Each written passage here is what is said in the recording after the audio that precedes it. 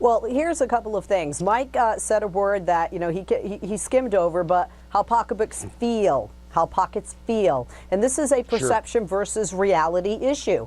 What do people feel about the economy? Even though Wall Street's been doing much better, the deficit is down, unemployment is down, gas prices are down, there are two problems here. One is people don't feel the reality. Their perception of this reality is that things really aren't as good as they are. A. B, not just the president, but my party, the Democrats, have been awful about putting forth the merits of legislation that they have introduced, the merits of what Democrats and the president has done, and quite frankly, pushing all of the merits of the economy, because that is most important. And I have not heard Democrats talking about, hey, here are the good points with the economy, jobs, jobs, jobs. That's what they should have done. They dropped the ball. And Leslie, I think there's great merit to that argument that perception is driving what's going to happen Tuesday more than reality. I mean, let's face it, look at the Ebola story. More people die from the flu than have died from Ebola worldwide. I don't agree with you on Ebola, Mike. I don't agree with you on Ebola.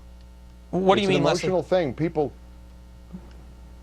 Well, because the polls show, not just here in California, overwhelmingly that the people in the United States, that's not a top concern. The overwhelming majority of Americans aren't fearful of Ebola or catching the Ebola virus. No, but it's the lack of... Leslie, you know, I've said this before, and I'll say it again, and I've said it to Democratic House and Senate members. If you vote for something, back it. You don't just run away from the Affordable Care Act and legislation based on a poll or based on, quite frankly, the president's approval rating. Because the president's approval rating really isn't about the ACA.